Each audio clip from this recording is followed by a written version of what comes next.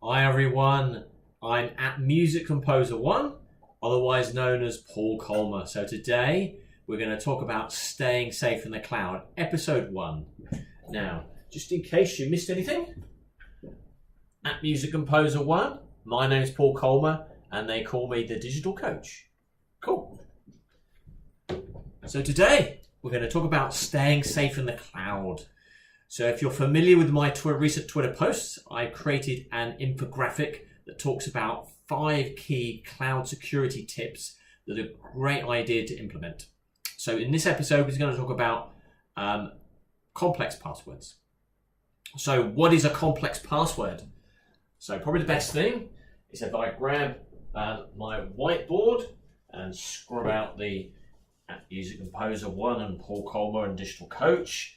And what we do, we talk about how we construct a complex password. So very, very simply, think of a word, quite a complex word. So I'm going to use the word structure. Hope you guys can sort of see that. It's actually quite difficult writing like this. Structure, so pick a word.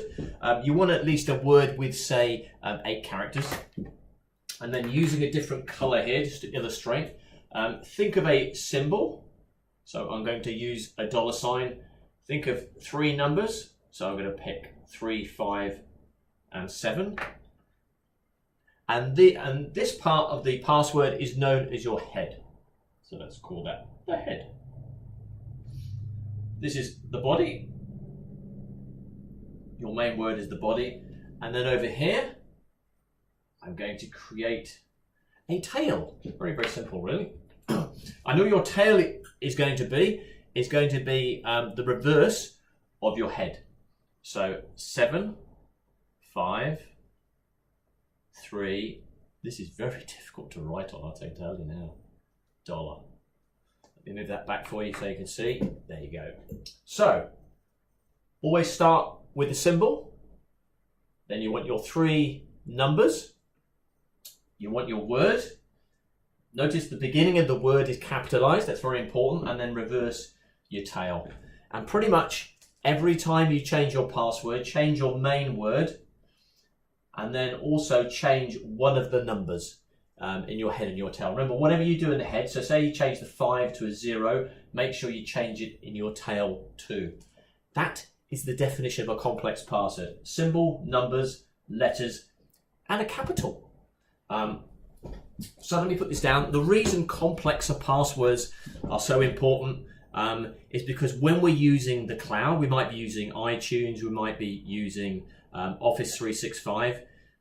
We want to prevent something called a brute force attack. Now, a brute force attack is when a hacker has a list of maybe 100,000, maybe 200,000 words. They're often simple words like password and admin. In other words, they're all the different simple words that people are most likely to use as their passwords, and hence they can be hacked.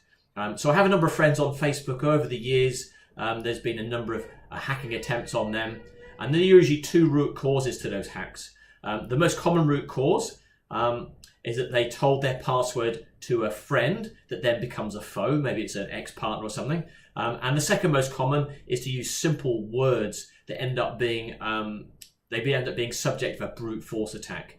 So by using the letters, particularly the capital, the symbol, and the numbers, you're making a password complex, and therefore it is virtually impossible for a brute force attack, given the technology we know today.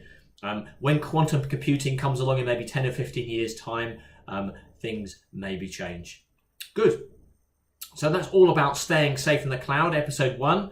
Tune in for episodes 2, 3, 4, and 5, where we'll talk about the other ways you can secure yourself. Thank you so much for listening, guys. Have a great day.